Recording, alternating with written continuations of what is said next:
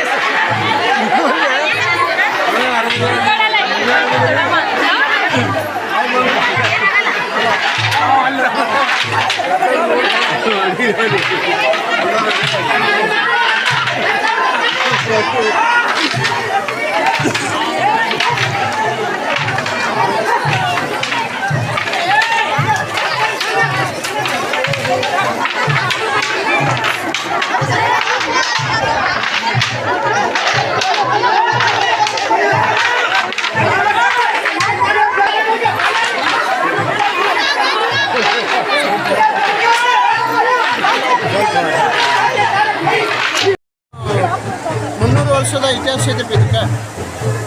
ಜುಮ್ಮನ ಮುತ್ತರು ಒಂದಾನೊಂದು ಕಾಲದಲ್ಲಿ ಬ್ರಿಟಿಷರು ಅವ್ರ ಜೊತೆ ಹೋರಾಡಿಸಿ ಅವರು ಪ್ರಾಣ ತ್ಯಾಗ ಮಾಡಿದರು.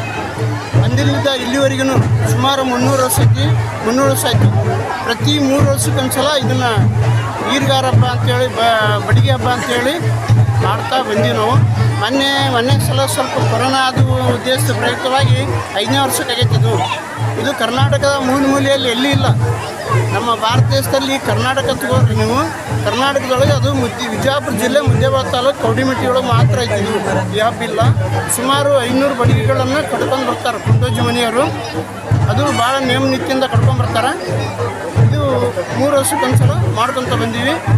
ಇದು ಏನಾದರೂ ಅಲ್ಲಿಂದ ಬರುವಂಥ ಸಂದರ್ಭದಲ್ಲಿ ಅವ್ರಿಗೆ ಏನಾದ್ರು ಬಡಿದು ರಕ್ತ ಬಂತಂದ್ರೆ ಬಾಣ ಮತ್ತು ಭಂಡಾರವನ್ನು ಹಚ್ಚಿ ಅದನ್ನು ಶಕ್ತಿಯ ಭಗವಂತನಿಗೆ ಐತಿ ಬೀರಲಿಂಗೇಶ್ವರ.